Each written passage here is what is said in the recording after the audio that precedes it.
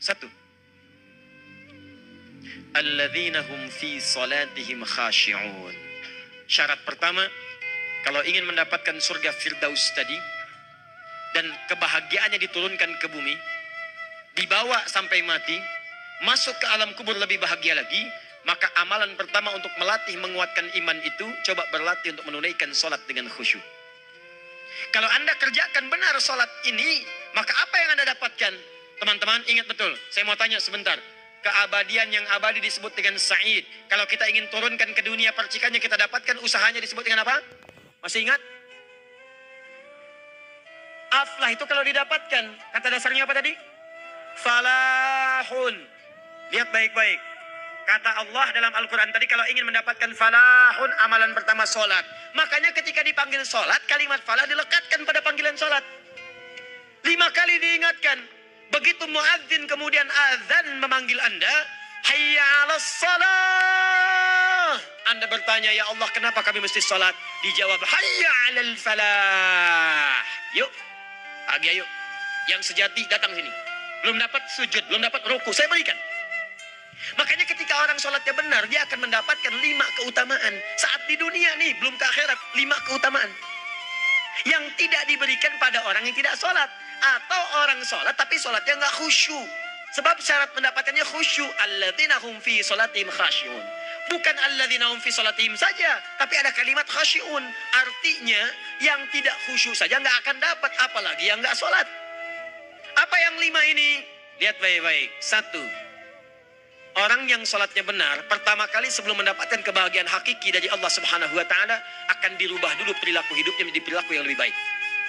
Kalau orang itu sholatnya benar, maka sholat itu akan melatih dia untuk berubah, bertransformasi jadi orang baik. Itu ada di Quran surah ke-29 ayat ke-45. Innas sholata tanha anil fahsya'i wal munkar. Sumber keburukan cuma 2, kalau bukan fahsya itu munkar. Maaf, pornografi, porno aksi, LGBT, kata-kata jorok, kotor itu fahsya. Di orang sholat kata Allah, mustahil berkata-kata kotor. Orang sholat tidak akan pernah mencela. Orang sholat tidak punya kata-kata jorok. Jadi kalau ada sekarang orang yang sholat senang mencela orang lain, itu berarti ada masalah dalam sholatnya. Dan dia belum dijamin sebagai ahli surga terbaik. Dan hidupnya nggak bahagia. Nggak bahagia. Aneh nih. Sholat tapi senang celah orang. Aneh. Aneh. Yang paling bahaya adalah menikmati celahannya. Itu yang paling aneh. Anda ngaji. Anda ikut taklim. Taklimnya sesuai Quran, taklimnya petunjuk sunnah. Anda sholat, Anda puasa, tapi Anda masih senang mencela orang lain dan menikmati celahan itu. Kalau nggak mencela, kayaknya nggak komplit kehidupan. Maka ada yang salah dengan ibadah Anda. Ada yang keliru. Karena mustahil taat bertemu dengan maksiat, itu mustahil. Mungkar, keburukan yang diingkari oleh hati, sumbernya nafsu perut dengan akal. Bohong, mencuri, menipu, membunuh, merampok, membegal, mabuk dan sebagainya. Itu namanya mungkar. Orang sholat gak mungkin mengerjakan mungkar. Jadi kalau sholat kita benar, cukuplah Anda sholat, maka Anda akan jadi orang baik. Makanya kata Nabi, Anda punya anak dari kecil ajarin sholat. Sholat, kalau naik jadi balik, kerjakan terus. Kasih pelajaran membuat dia mengerti. Kalau masih susah, berikan pelajaran. Ini sering diterjemahkan dengan memukul. Mukul di Arab beda dengan konteks mukul sekarang. Mukul di Arab tuh ngasih pelajaran supaya ngerti. Anda bisa terjemahkan dengan konteks lain. Uang jajannya tahan. Yang kesukaannya simpan dulu. Bisa dengan konteks kekinian. Tapi poinnya, kenapa anak Anda dari kecil ajarin sholat, sampai kenalkan dengan masjid, ajari 3 tahun bawa ke masjid, kenalkan dengan masjid. Gak ada masalah lari-lari itu sebelum waktu sholat. Kenalkan dulu. Dulu orang-orang tuh begitu, sebelum waktunya dikenalkan, jalan. Begitu lari, biarin dulu. Setelah itu diberi pengertian. Nah, ini bukan tempat berlari. Yang berlari di sana nanti, yang di sini nanti akan ada orang-orang baik semuanya. Terus Anda lihat berbaris, baris rapi. Kalau pengen baik, ikutan baris nanti. Terus nanti ada yang mimpin di depan, namanya imam. Imam itu siapa ya? Tetangga kita bukan yang Pak Imam. Bukan. Bukan. Kalau tetangga kita namanya Imam S. Arifin. Kalau yang ini imam sholat namanya. Imam sholat itu nanti akan pimpin menyembah Allah. Allah siapa ya? Allah itulah yang memberikan ayah rizki. Allah itu yang memberikan ayah rizki sehingga bisa beli tobot buat kakak. Beli robokar poli, ini yang poli, ini yang embers, ini yang heli, ini dulu kakak semuanya tuh. Yang kasih Allah. Nanti kalau kakak bagus bisa ikut rapi di sini, Allah akan senang, akan ditambah lagi oleh Allah. Oh begitu ya, datang begitu caranya. Ini bukannya waktu sholat belum dikenalin tadi bawanya main-main di masjid. Bahkan ada yang agak repot lagi, di rumahnya susah diatur, dibilang, kamu ini susah diatur, main sana ke masjid, disuruh main, ya main di masjid. Yang salah bukan anaknya, orang tuanya.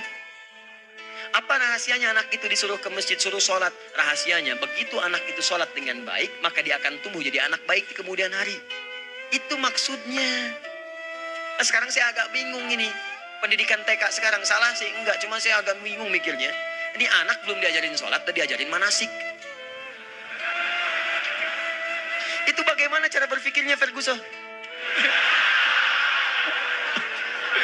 Agak repot saya mikirnya tuh. Ya, walaupun salah sih enggak, cuma saya bingung gitu. Kenapa enggak dikerjakan tahap yang pertama dulu? Tangga itu kan berurutan. Enggak bisa Anda lompat langsung ke 5. Kan 1, 2 belum terlewati. Jelas ya? Nah, ini gambarannya. Sholat nih.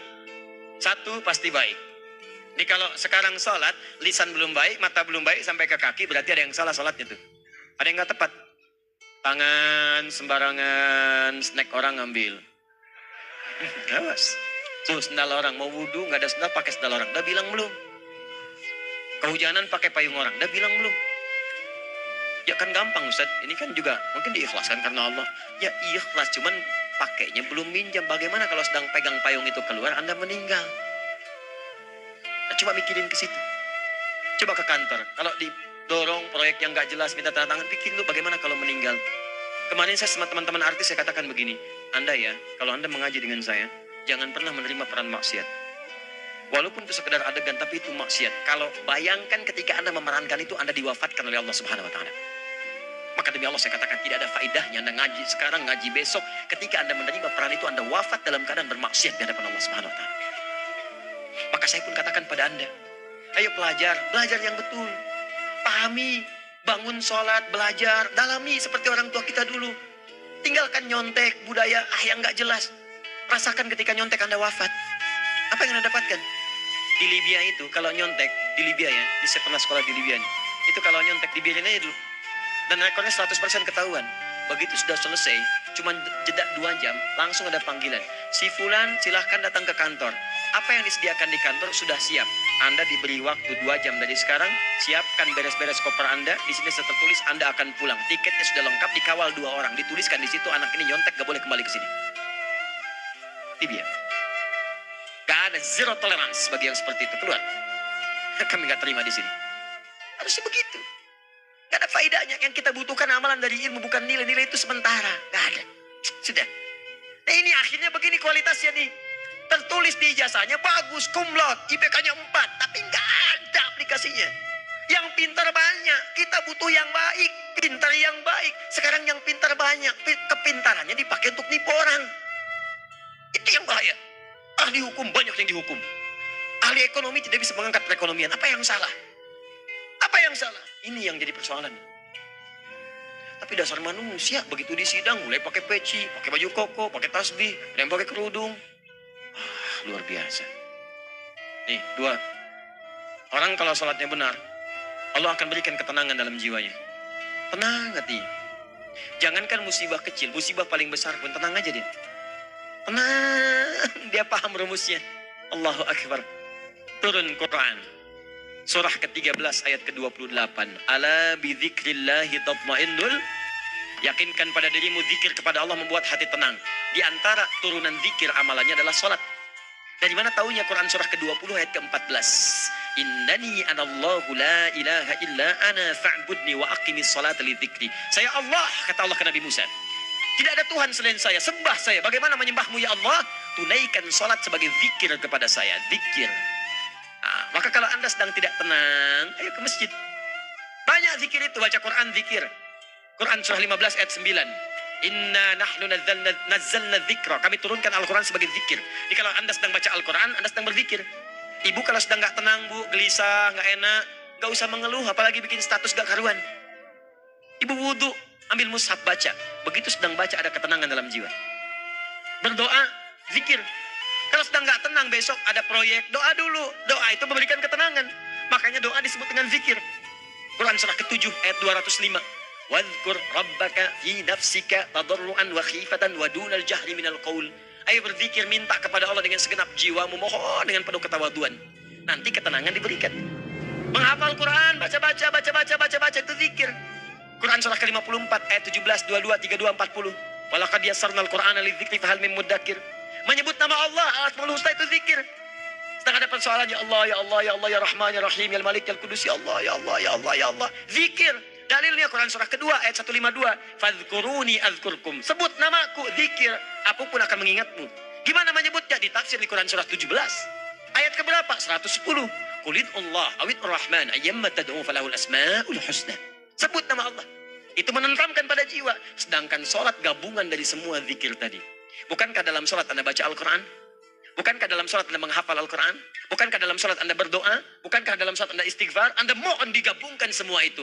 Amalan sholat menggabungkan semua jenis zikir. Masa Anda nggak tenang juga? Makanya sholat, jangankan sholat ya, tempat sholat itu yang menenangkan. Tempat sholat, tempat paling tenang di muka bumi. Kalau nggak percaya silahkan. Ya, Anda sebelum masuk ke Istiqomah ini, begitu Anda masuk kan perasaannya beda kan? Lain. Silahkan cek kalau cari ketenangan datang ke masjid. Masuk, wudhu masuk, sholat 2 rakaat, tenang. Dekat kipas angin, saking tenangnya, plek, ngantuk tidur. Beneran. Enak. Makanya saat Ramadan kalau orang pengen cari ketenangan, lihat. Di perusahaan-perusahaan penuh tuh musola, pada tidur. Ya, mengamalkan hadis palsu. Ya, dia musoim ibadah, tidurnya orang puasa ibadah, hadis palsu. Nah, itu teman-teman. Itu gambarannya tiga. Orang yang salatnya khusyuk benar, itu dijamin langsung oleh Allah Subhanahu wa Ta'ala akan dimudahkan semua urusan hidupnya termasuk rezekinya. Ini yang saya katakan. Jadi saya katakan tadi, di akhirat ini, di surga, rezeki tinggal ngambil. Anda kalau benar sholatnya, itu langsung dijanjikan oleh Allah. Rezeki itu nggak perlu Anda banyak pikirkan. Ikhtiar sedikit, datang. Bahkan dari sisi yang tidak Anda duga. Apa dalilnya? Quran surah ke-65 ayat 2 dan 3. Ditafsir di Al-Baqarah ayat 2 dan 3. Wa may yattaqillaha yaj'al lahu makhraja. Ada orang yang meningkatkan takwanya kepada Allah, kami mudahkan urusan hidupnya. Setiap persoalannya diberikan jalan keluar, mudah. Solusi. Setiap ada problematika, ada solusi. Wa yarzuqhu min haitsu la yahtasib. Dan kalau dia ingin mendapatkan rezeki, bahkan kami kirimkan dari sisi yang tidak dia duga. Orang lain capek ini datang lagi, tawaran proyek datang lagi.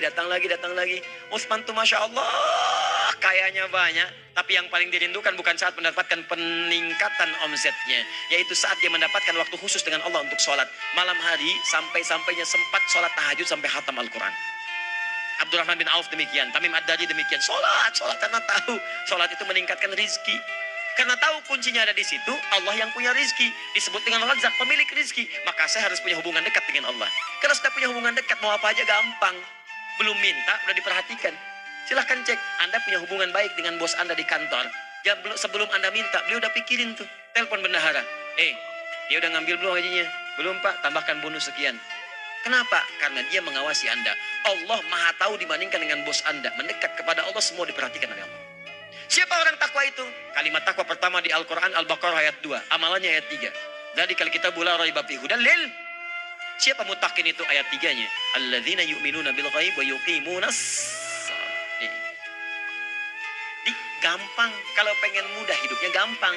Biaya nggak mahal, tenaga nggak banyak, tingkatkan takwa. Nih, kalau hidup Anda masih susah, di kantor champion, di rumah tangga bermasalah terus, atau sebaliknya, maka boleh jadi kalau gelar Anda tinggi, harta Anda banyak, tapi selalu punya masalah, bukan Anda kurang hebat, bukan Anda kurang kedudukan, bukan Anda kurang kaya, Anda kurang takwa. Dan yang paling dahsyat, mungkin sholat Anda belum berkualitas. 4. Orang yang sholatnya benar, khusyuk dia, bahkan saat sholat itu kalau dia minta, maka seketika doanya akan dikabulkan.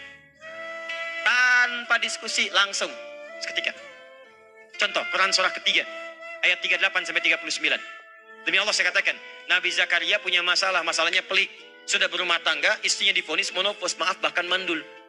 Gak mungkin punya keturunan. Maka apa yang beliau kerjakan? Secara singkat beliau sholat. Begitu sholat minta kepada Allah. Hunalika da'a Zakaria rabbah. Di mihrab itu beliau bermohon kepada Allah. Bermohonnya sambil sholat.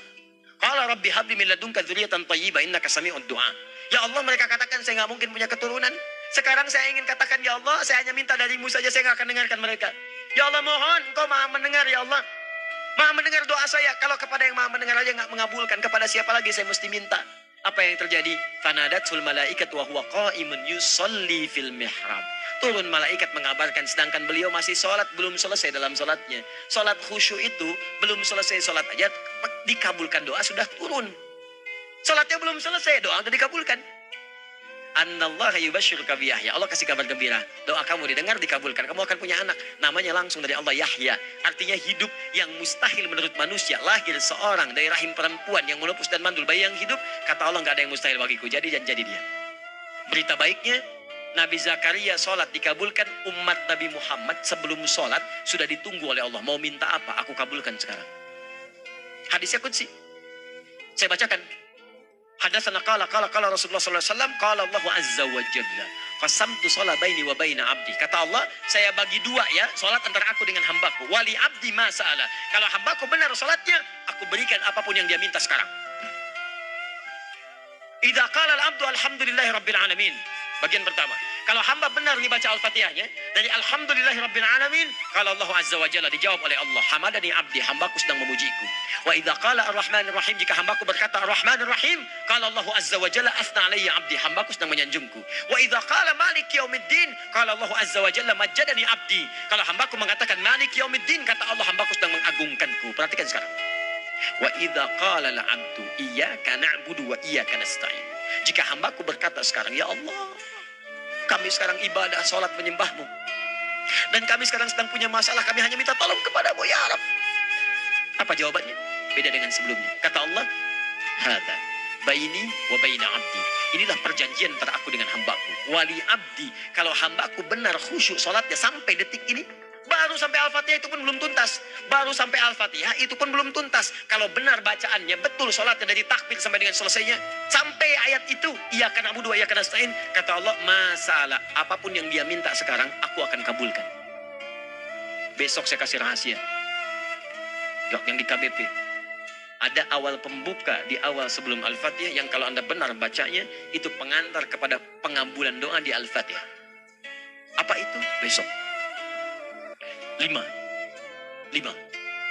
Yang kelima ini yang paling diharapkan. Dan ini penutup dalam kajian kita malam ini. Teman-teman sekalian, perhatikan baik-baik. Jika Anda benar mengerjakannya, maka Allah akan jamin langsung Anda akan mendapatkan kesuksesan dan kebahagiaan di semua aktivitas Anda. Kalau jadi suami yang sukses, rumah tangga yang bahagia. Kalau jadi pegawai yang sukses, dan di kantor bahagia. Masih ingat? Kesuksesan yang menghadirkan kebahagiaan, konteksnya dunia disebut dengan falah. Dipegang disebut dengan aflah. Dikembalikan lagi ke atas. Ke surah ke-23 ayat 1 dan 2. Qad aflahal mu'minun. Apa amalannya? Alladzina hum fi salatihim khashi'un. Persoalannya, kalau Anda sholat belum mendapatkan satu di antara 5 ini, apa masalahnya? Pertama masalahnya, kata Al-Quran, boleh jadi yang sholat itu belum khusyuk.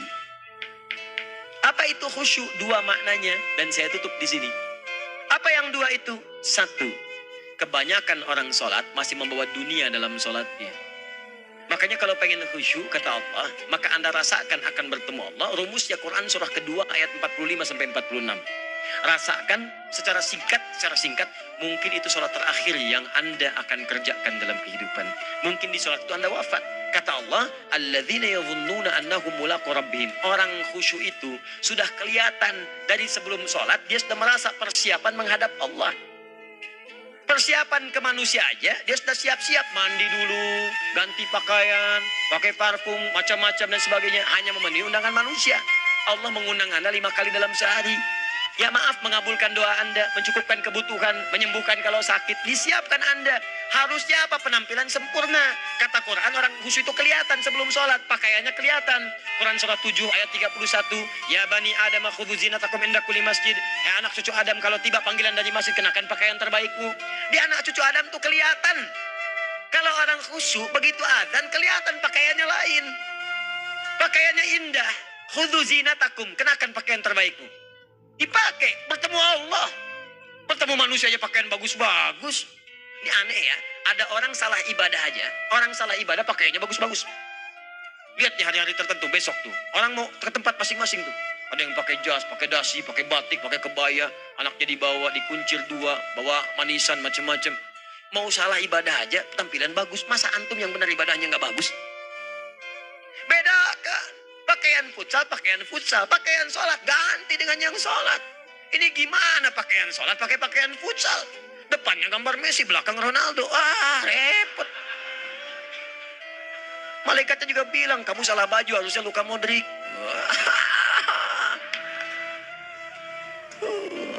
Apalah saya.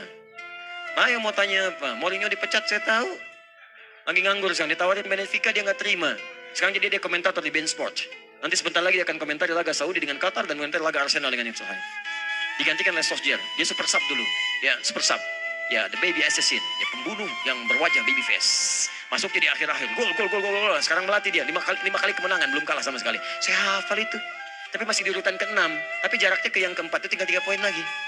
Hafal saya. Liverpool tahu. Cuma 4 poin sekarang bedanya. Kemarin 7 kalah 2-1 sama Manchester City. Walaupun banyak analisis yang menyebutkan. Mungkin itu diberikan saja. Gitu kan? Karena ada yang lain-lain. Hafal kedua Manchester City. Hafal saya.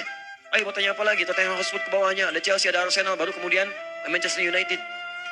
Liga Italia. Wah udah gak kekejar Juventus. Ya, apa lagi? Dan seterusnya lah.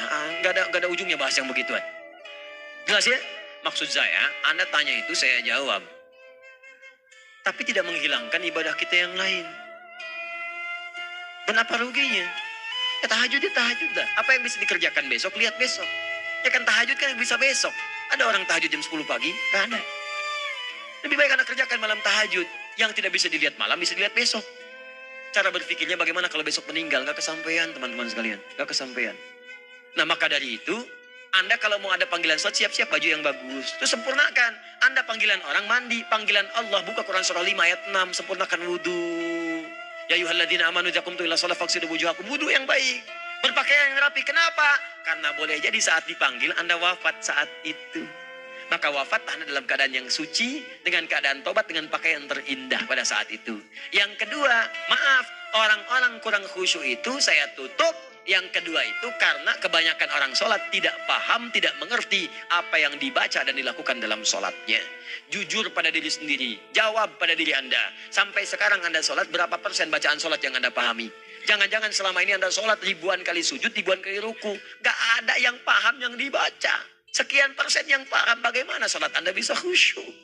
Pekerjaan Anda dipahami, urusan akhirat Anda gak dipahami. Di mana cara berpikirnya? Aku yang bagaimana atau engkau yang harus bagaimana? Ya, coba berubah. Nah ini baru satu amalan, belum yang lainnya. Ada 5 amalan lagi.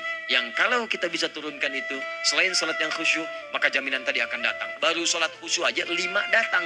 Apalagi ditambah dengan 5 amalan lainnya lagi. Demi Allah saya katakan, dunia kecil sekali, gak ada nilainya.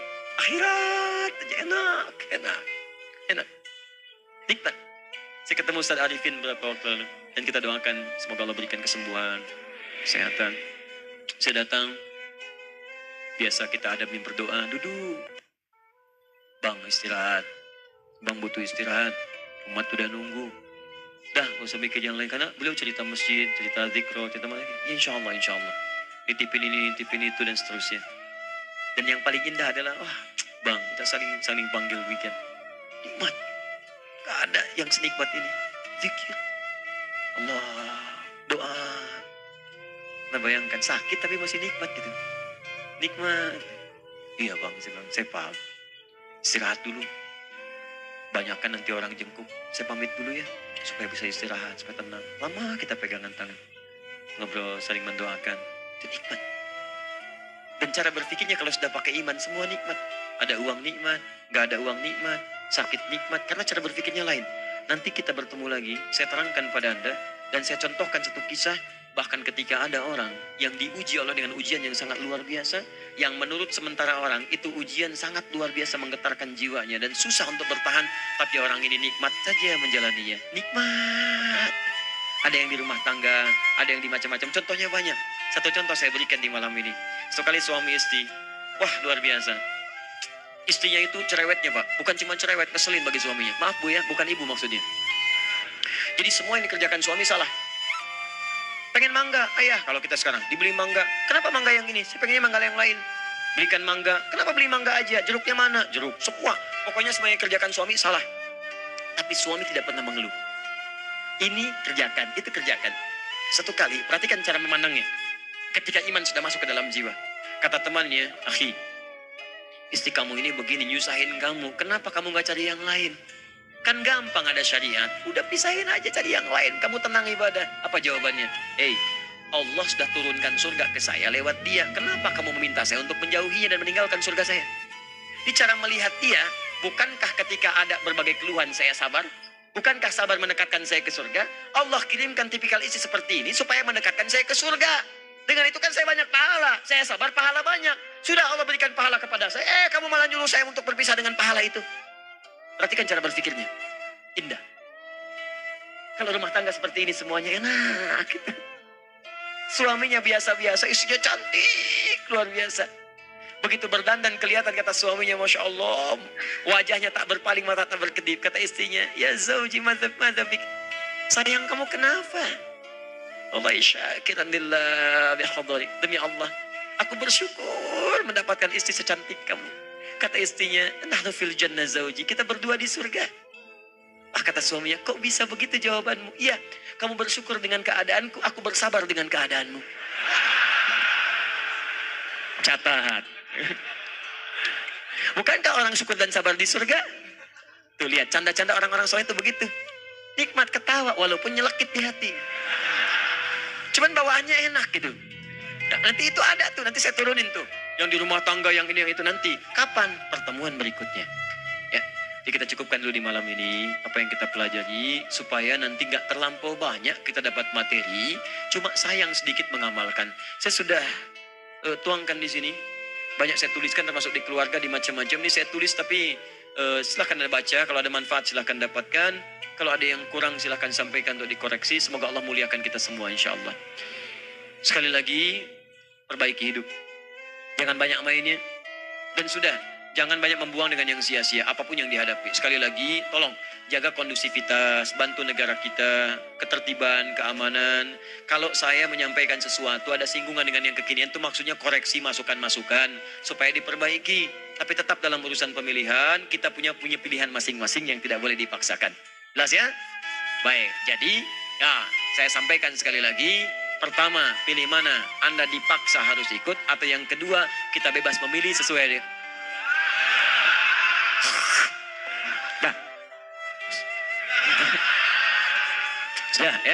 Jadi kita akhiri, subhanakallahumma bihamdika asyhadu an la ilaha illa anta astaghfiruka wa atubu ilaik. Wa akhiru da'wan alhamdulillahirabbil alamin. Berjumpa besok sesi terakhir fikih ikhtilaf di Masjid Ar-Rahman Kota Baru Parahyangan. Assalamualaikum warahmatullahi wabarakatuh.